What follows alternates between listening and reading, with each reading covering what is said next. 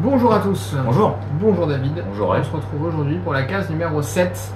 Et on va commencer avec le calendrier d'avant avec du 5-3 pouces et le Timmy, le leurre qui a été dessiné par Team Fish et produit en France par Camito. Donc c'est un leurre parfait pour pêcher la perche quand elle est vraiment active, avec le bass aussi, et puis l'ensemble des petits carnassiers. Donc un corps allé, on va pouvoir mettre de l'attractant et des petites pattes assez longilignes pour terminer le leurre. Nous enchaînons avec le calendrier de l'avant de 4 pouces. Tac.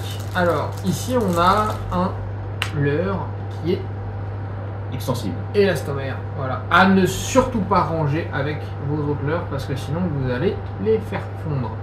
Donc voilà, un leurre qui va être très résistant pour pêcher la perche, le cendre, etc. Donc vous pourrez faire plus de poissons avec et il résistera très bien. Nous enchaînons ensuite avec le calendrier de l'avant, brochet et le Bonsaï Shad. Encore une fois, il fait 10 cm celui-ci avec la bavette. Et donc c'est un long bill avec longue bavette qui va descendre plus profond que les Jack Minnow avec une courte bavette. Voilà, il est ici en coloris blanc à tête rose, bien flashy, histoire d'énerver le brochet. Il y a eu plein de coloris dans les calendriers d'avant pour tous les leurres. Donc c'est le Bonsaï Shad de la marque Striking.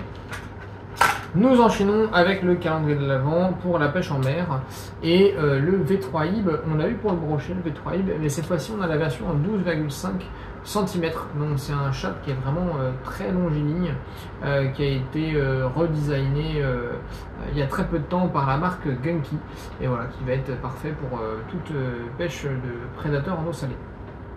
Nous enchaînons ensuite avec le calendrier de l'avant Big Bait et ici nous avons la Line Through Pulse Tail Roach de la marque Savage Gear. Donc je vais pas l'enlever de la pochette, mais incontournable pour pêcher au Big Bait. Voilà, ils vont s'amuser. Il fait 90 grammes pour 18 cm. David, nous passons au calendrier de l'avant carpe, donc le Zig Maze. Ouais, c'est ça. Quoi ça? Alors, Zig Maze, c'est des maïs flottants, du coup en coloris orange et marron.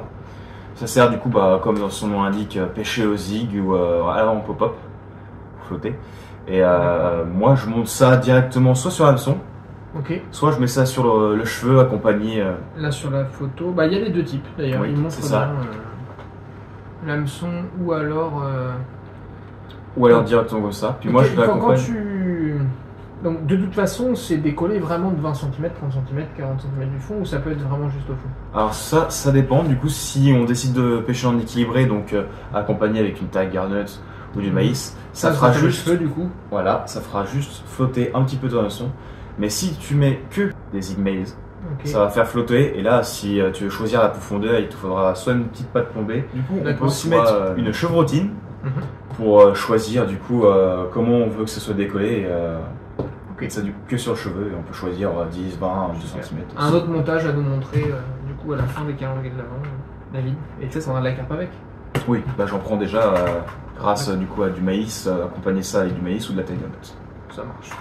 Et donc du coup, pour terminer les calendriers de l'avant, avec le distri, et on a le Banana Shad, qui est un leurre de la marque Striking. Encore une fois, un long bill qui va descendre.